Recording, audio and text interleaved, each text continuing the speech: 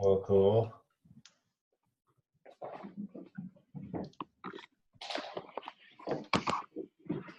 Cool.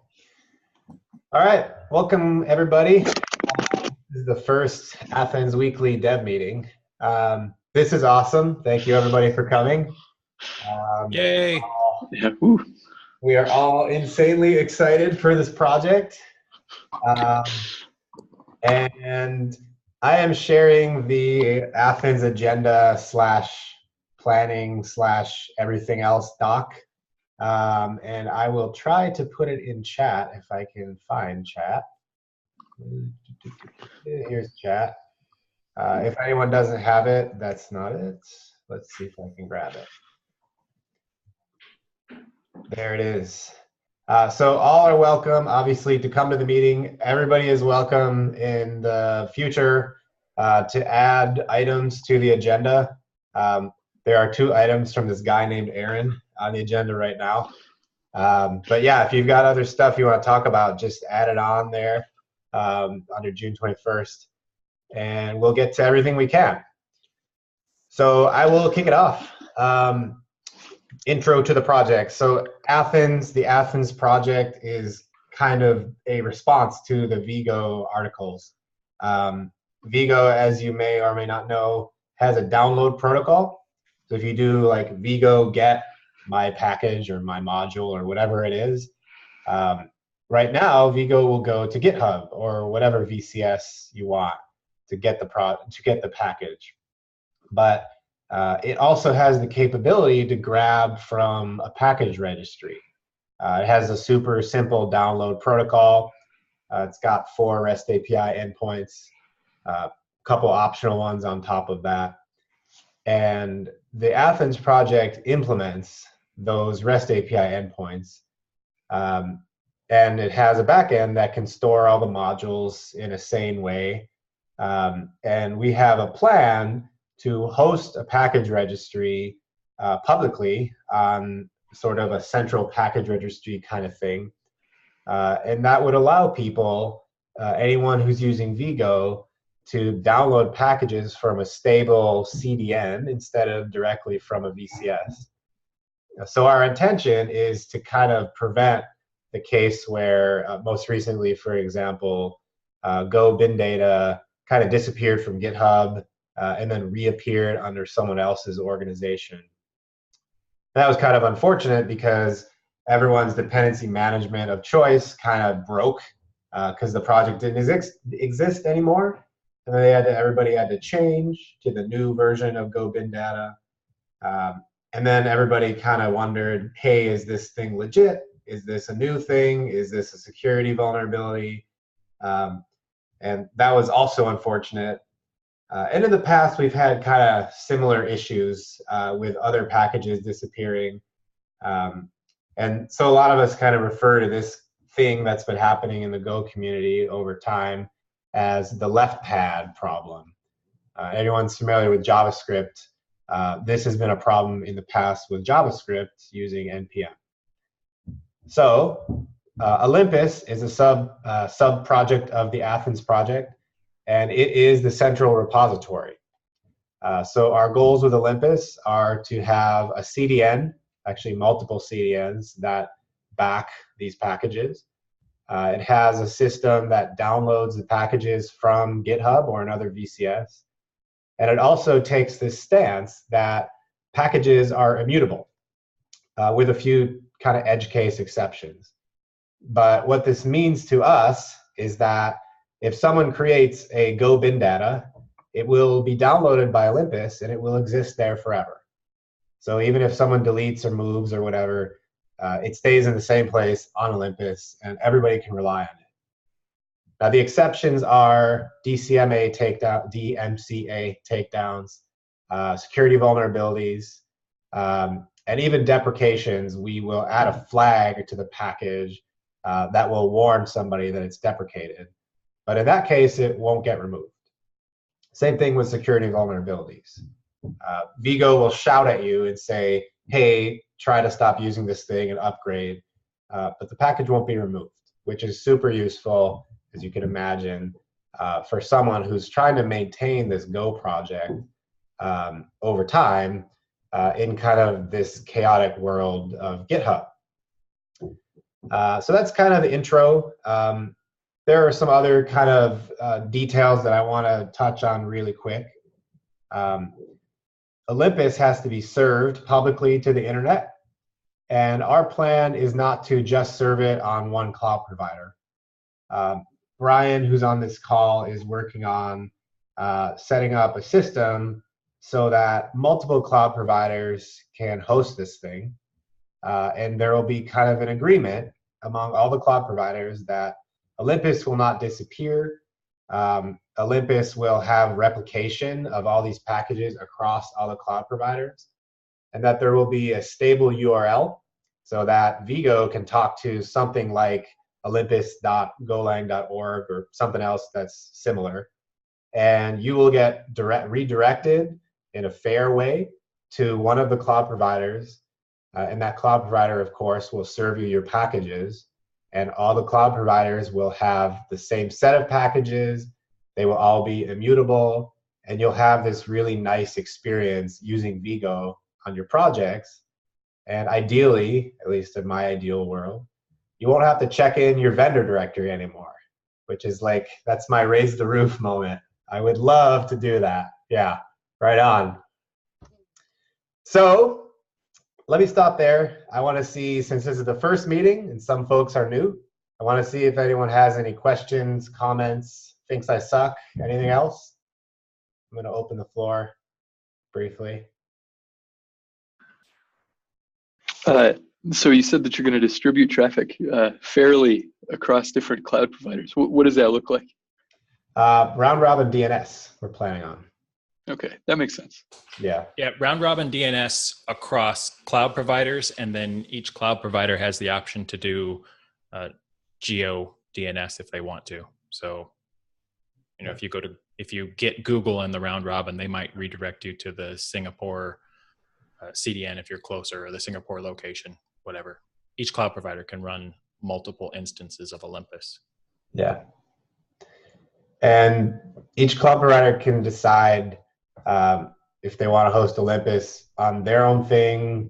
We'll distribute Docker images for it so they can put it on Kubernetes or their own Docker image orchestrator.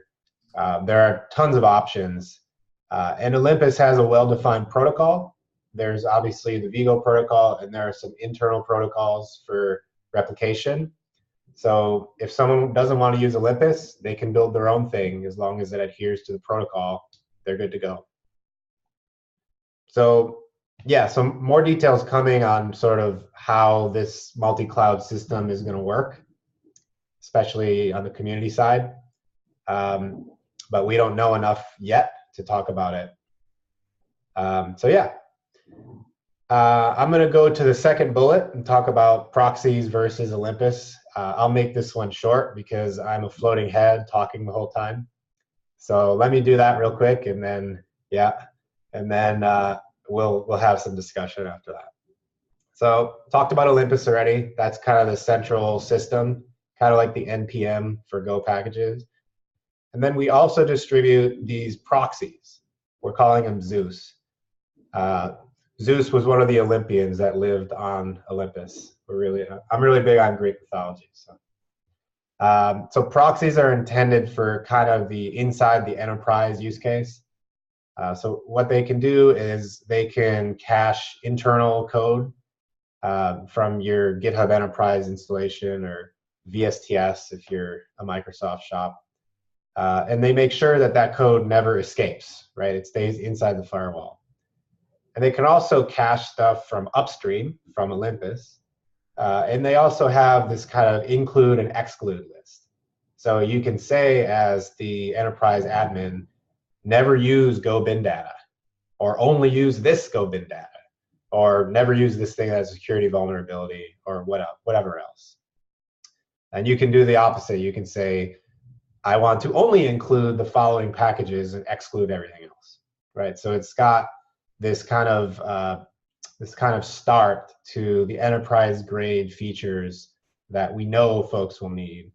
And we'll obviously iterate on that and start adding more functionality to accommodate those use cases. All right, so, and again, anybody can write their own proxy. It's a pretty simple API. Just have to implement the Vigo API. But what we're trying to do is provide really solid implementations of these two systems so that most people won't have to do their own thing. And these are all written in Java. Just kidding. These are all written in Go. And they're all open. It's I'll put the URL up, but I think everyone here has seen what's going on with the project. So yeah, that is all I have. Does anybody else have something they want to cover? Again, questions, anything like that? Yep. You talk about the difference between Zeus and Olympus, but maybe we can talk about what they have in common, like we did on the last call. Sure. Yeah. The goal is to have a like support for Olympus in Vigo directly, so you don't have to specify Go proxy, and it goes to Olympus by default. So in this case, Olympus and Zeus will need to support GoGet basically, right? But we don't have this yet, so yeah, we have to specify Go proxy variable and go to proxy, and proxy goes to Olympus now. Yeah. So maybe. Yeah, so that's something we're going to try to bake into Vigo. That Vigo defaults to going to Olympus, and folks who are in an enterprise would override that using Go proxy to go to their internal Zeus. But yeah, you're right. It's not something that's done yet. So in every case, folks will have to use Go proxy to tell Vigo to go up to Olympus. And our docs are pretty terrible right now, so they don't actually say that. We'll have to get there. Doc contributions are greatly appreciated if anyone wants to get started there. And by the way, if anyone really does want to get started, we have a couple of avenues for that. There is an Athens channel on the Gopher Slack. You can always DM me. I am on the Athens channel. I use a lot of emojis, so you can probably find me that way. You can always go to GitHub, of course, look at issues, and I will be publishing a blog post with some additional instructions. And there also is a Golang Bridge forum that I'll put a link up on the Athens Slack. There will be a thread in there shortly after this call where folks can talk about progress of the project, how to get started, really anything else that helps make this thing a little bit more accessible.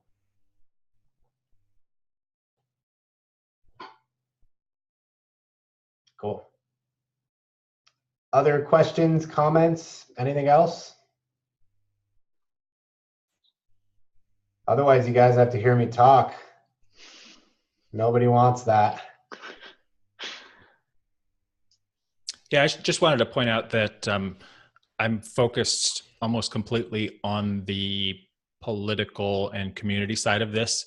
So I'm putting together the group that will host this and working with external companies like Google and JFrog and DigitalOcean, Microsoft, trying to get agreement on how to host this and do it in a way where one company doesn't have control. So this will last beyond us, which I think is important. And that's why I'm not contributing a whole lot of code right now, because I'm busy doing the big political things. Excuses. I know, right? There's 24 hours in a day. Quit complaining, Brian. Yeah. Well, I think that thing's going to be really important, because we don't want this. A few of us here are from Microsoft, and we certainly don't want to be the only ones hosting this thing.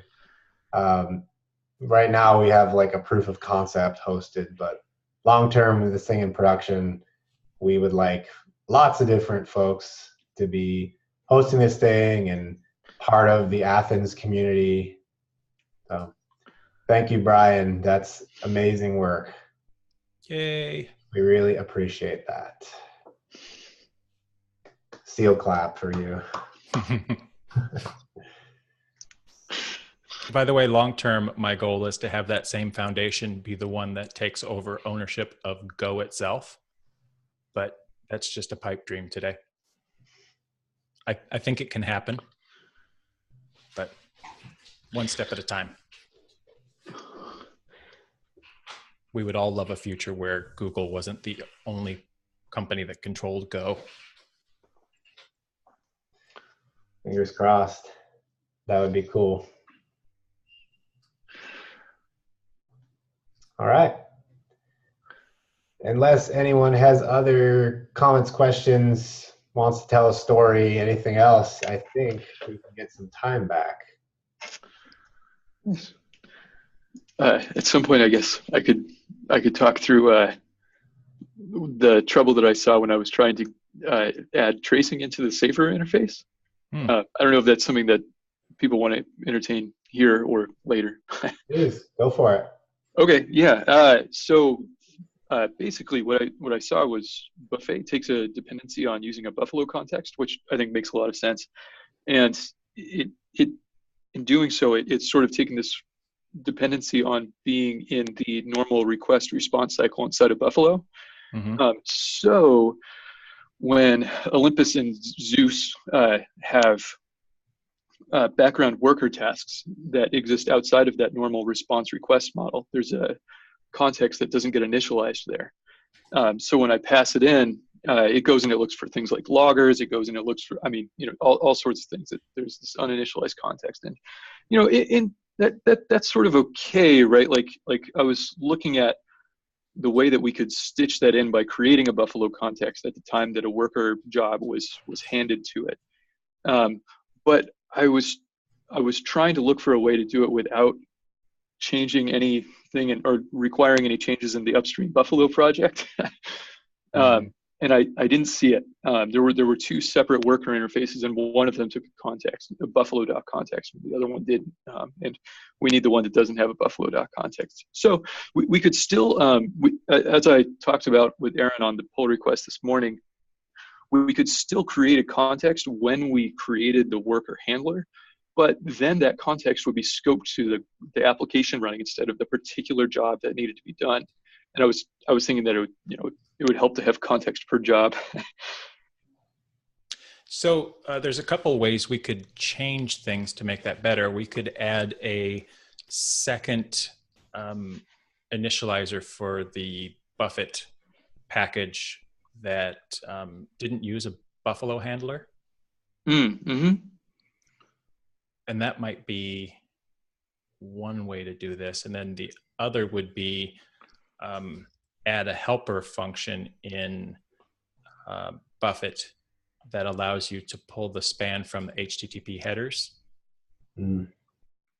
instead of pulling it from the Buffalo context, because, oh wait, we wouldn't have HTTP headers in the workers, would we?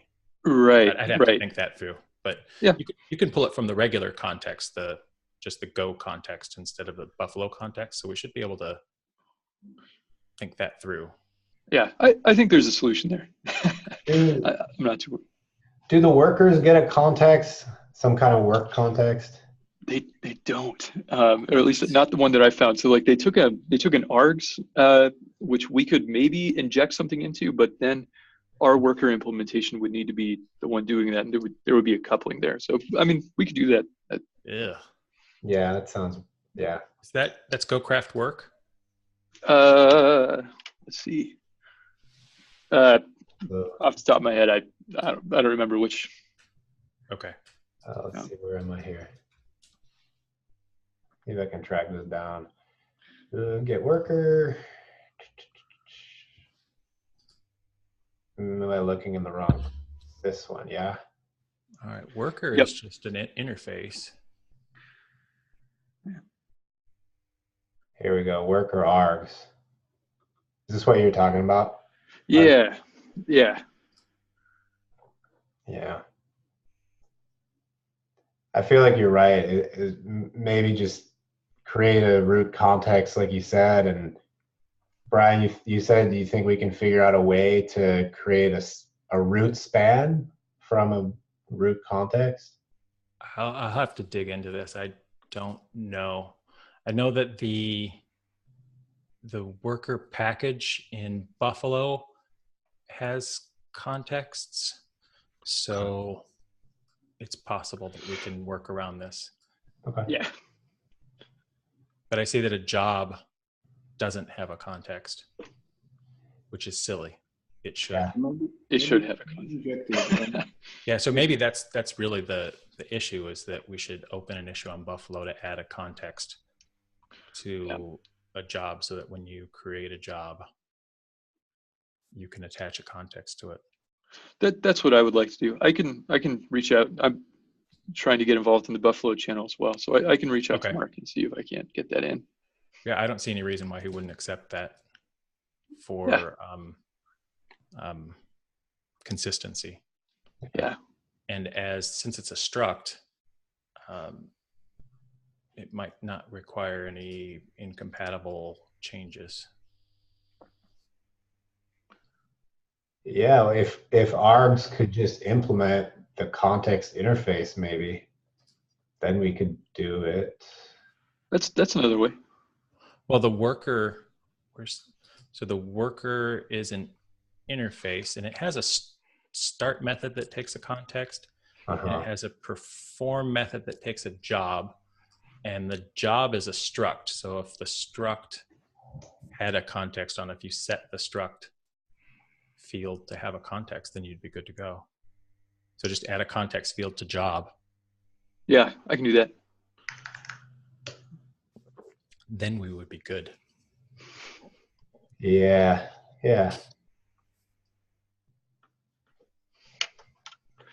And really, there's no reason it shouldn't exist that way. I agree. Well, nice. I'll make it happen. Right on.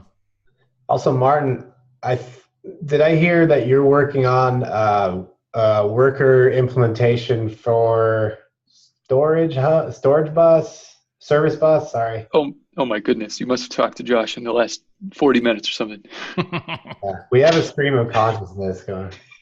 See, we'll see. That was an idea I tossed out there as when I looked at the simple worker implementation right there, it had all these caveats saying it doesn't serialize, it doesn't have any way of distributing across nodes if it needed to happen. So I thought that maybe having an Azure implementation and the Buffalo Azure plugin and taking a dependency either on Azure Queues or on Service Bus or something like that, it could be helpful. Okay. The proof of concept now is hooked up to an Azure Redis, but I think it'd be super rad to have a service bus. Eventually, I mean, this is going to be on other clouds, so eventually Google, I forget what it's called, and SQS, I think, whatever else is out there. Get some. Well, I love Redis. I don't mind implementing it on Redis. Yeah. Yeah, it's out of the box. It's pretty rad. And it works on Azure Redis, which is just super rad. Yeah.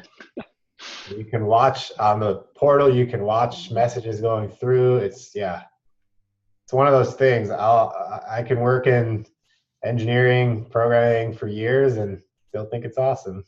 Still amazed that it works. Cool. I'll ask one brief question. You mentioned doc contributions would be welcome.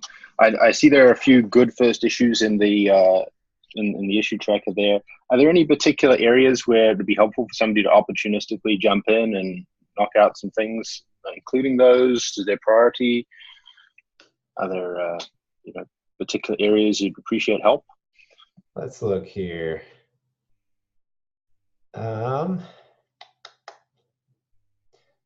Well, there are, of course, things like this. Anything under storage is good. Improved logging is insanely good to start on. Our logging, especially in Olympus, it's a little scattered. We use like just the standard library log package.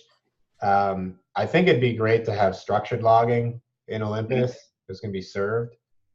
So that one is a great opportunistic one. Threading context throughout everything. Do we have that as a high-level issue? Yeah, we do. Yeah. Threading context down the stack. I will actually. That's a big one. I'll add Good First and Olympus to that one.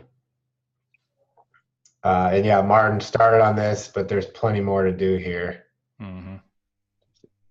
For the storage ones are helpful. I don't mind dipping into those. Yeah. I will put Olympus on this. We've been pretty good about Good First Issue so far. Yeah. Let's see. Anything around CLI, I've got to clean those up. I will do that today. That stuff is probably not going to happen anytime soon. Yeah. I would say those two are the best. There are obviously lots of docs things, but I would say unless you've been working on it and at least you've been using the POC, docs are probably going to be tough. So yeah, it's up to you. If for doc stuff, if you want to get this thing running, then by all means, go for it. Yeah, maybe after you had a few cycles with it, maybe hacking on a few things, then I think jump into some docs and something like that. Yeah. Other CDN drivers is another big one. We have Azure Blob Storage now. Obviously, there's going to be other cloud providers. And we also need to get Azure CDN working in front of Blob Storage. I've been dealing a little bit with that recently, so it might be interesting. So what are we doing today? We're just serving straight out of Blob Storage without any of the Verizon or the other CDN? That is correct. And let's see. Yeah, this one, Azure CDN is, oh yeah, it's labeled Good First Issue. Oh no. Maybe it's not. Well, it is. It is. We'll keep you busy. You're saying that, right? Yeah. Well. All right. So this one is actually closed. I will open it back up, or I will actually create a new one for Azure CDN because that's like a separate piece of work. There's a couple of different places in the code that I'll need to touch.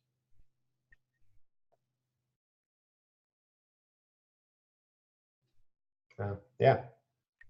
Excellent. Have a dig around. Cool. Also, we have those include-exclude lists, which Yes. are not implemented at all. Let's see. That should be under here. It should be fairly easy.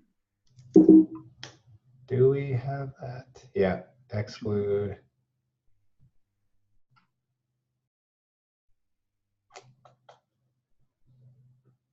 Yeah. You think this is a good first issue, Michal? Yeah, I think so. All right, let's label that. All righty. Sweet. We are just about at a half hour. But if we need to, I can go over if anyone else got more stuff I'll talk about. Cool. I'm good. All right. We'll see you guys next week, same place, same time. Woohoo. I will not be here next week. All righty.